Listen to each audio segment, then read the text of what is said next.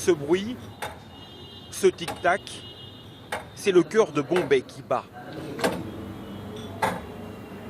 Le mécanisme entraîne l'immense horloge de près de 3 mètres qui dicte le tempo de toute la ville depuis près de 130 ans. Voici la légendaire gare Victoria, 3 millions de passagers, 1250 trains par jour sur 18 quais. Une des gares les plus fréquentées au monde. Pourtant, il y a 2 hommes qui vivent eux au-dessus de cette frénésie. Mahinder et Bandhu sont les horlogers de la gare. Les seuls autorisés à pénétrer ici, tout en haut du bâtiment.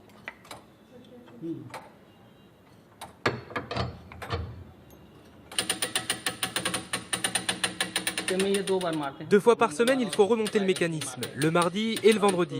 Ça me prend 1 minute 30 à peine. La grande horloge, c'est leur bébé, leur fierté aussi. Cette horloge, c'est la première chose que vous voyez quand vous arrivez à Bombay. Elle est vraiment particulière. Dans les films, au cinéma, quand le héros débarque en ville, on voit d'abord cette horloge et après seulement, le réalisateur montre le héros. Elle est très importante pour moi. J'en prends soin depuis 38 ans. Au fil de toutes ces années, la plupart des horloges mécaniques ont été remplacées par des cadrans électroniques. C'est un sacré défi de faire tourner une telle gare dans un palais du 19e siècle, classé au patrimoine mondial. La conservation de ce joyau architectural, c'est son job à lui. Chetan Raikar, ici à droite, est l'architecte en chef du bâtiment, à l'affût du moindre problème. Ici, on dirait que la pierre vient de se briser. Il va falloir la réparer.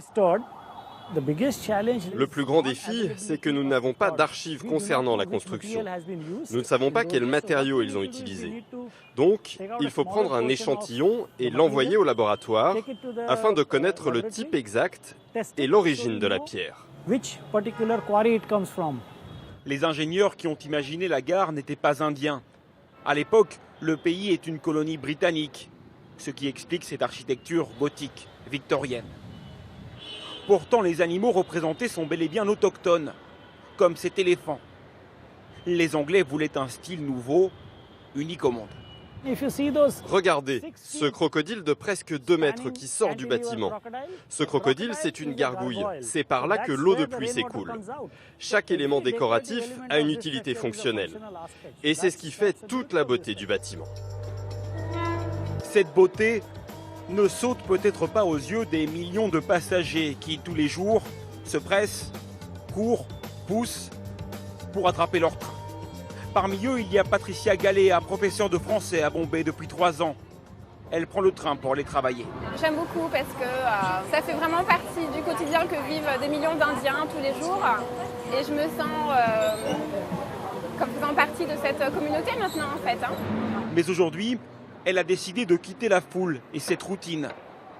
Patricia rejoint un petit groupe qui part à la découverte de la gare Victoria. Ils quittent le hall principal et arrivent dans une zone fermée au public. Sabrina Kazi est historienne de l'art. Elle les emmène 130 ans en arrière, sous la coupole du bâtiment.